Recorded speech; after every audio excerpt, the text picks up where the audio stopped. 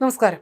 കുവൈത്തിലെ Gulf ബാങ്കിൽ 700 കോടി loan തട്ടിപ്പ് നടത്തി മുങ്ങിയ 1425 മലയാളികൾക്കെതിരെ കേന്ദ്ര ആഭ്യന്തര മന്ത്രാലയം അന്വേഷണം ആരംഭിച്ചു. ഗൾഫ് ബാങ്കിൽ നിന്നും ലോൺ നേടിയ ശേഷം അവിടെ നിന്നും മുങ്ങിയവർക്കെതിരെയാണ് അന്വേഷണം. തട്ടിപ്പ് നടത്തിയ 1425 മലയാളികളിൽ 700ഓളം പേർ നഴ്സുമാരാണെന്നാണ് കണ്ടെത്തൽ. സംഭവത്തിൽ കേരളത്തിൽ ഇതുവരെ 10ഓളം കേസുകളാണ് രജിസ്റ്റർ ചെയ്തിരിക്കുന്നത്.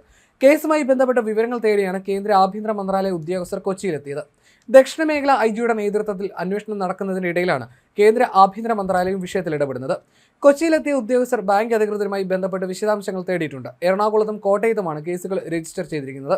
ഈ കേസിന്റെ വിശദാംശങ്ങൾ തേടിയ ഉദ്യോഗസ്ഥർ ലോണിന്റെ വിവരവും പാസ്പോർട്ട് വിവരങ്ങളും നൽകാൻ കുവൈത്തിലെ ബാങ്കിനോട് ആവശ്യപ്പെട്ടു. ഇവരിൽ പലരും ഇപ്പോൾ യൂറോപ്യൻ രാജ്യങ്ങളിൽ നഴ്സിംഗ് ജോലി നോക്കുന്നവരാണ്.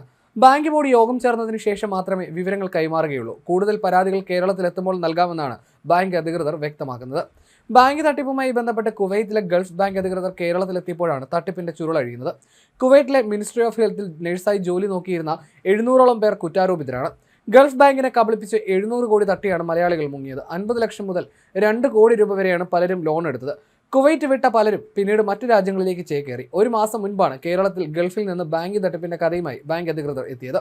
കഴിഞ്ഞ മാസം 5-ാം തീയതി ബാങ്ക് പ്രതിനിധികൾ സംസ്ഥാന പോലീസ് മേധാവികളെ കണ്ടു. പിന്നീട് DGP നിർദ്ദേശപ്രകാരമാണ് കേസെടുത്തത്. തട്ടിപ്പ് നടത്തിയവരുടെ വിലാസമടക്കം നൽകിയാണ് പരാതി രജിസ്റ്റർ ചെയ്തിരിക്കുന്നത്. 2020-2022 കാലത്ത് ബാങ്കിൽ നിന്നും ചെറിയ ലോൺ എടുത്താണ് തട്ടിപ്പ് തുടങ്ങിയത്. ഈ തുക കൃത്യമായി അടച്ച് പിന്നീട് 2 കോടി രൂപ വരെ ലോൺ എടുത്ത് പലരും കേരളത്തിലേക്കും ഇംഗ്ലണ്ടിലേക്കും കാനഡയിലേക്കും അമേരിക്കയിലേക്കും കുടിയേറി.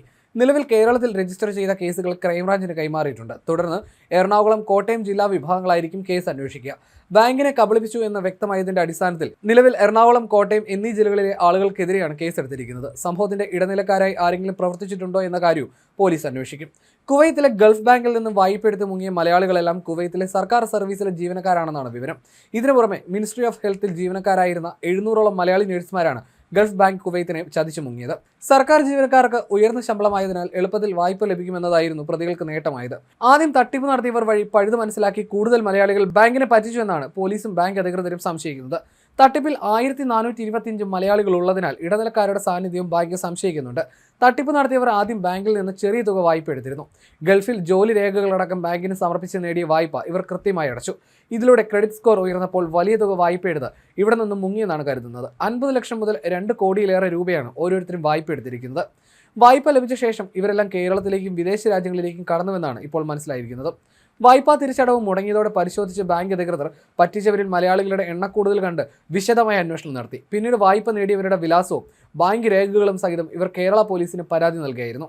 അതേസമയം മലയാളികളുടെ ഈ തട്ടിപ്പ് പ്രവാസി സമൂഹത്തിനും സംസ്ഥാനത്തിനും രാജ്യത്തിനും നാണക്കേടായി മാറുകയാണ്.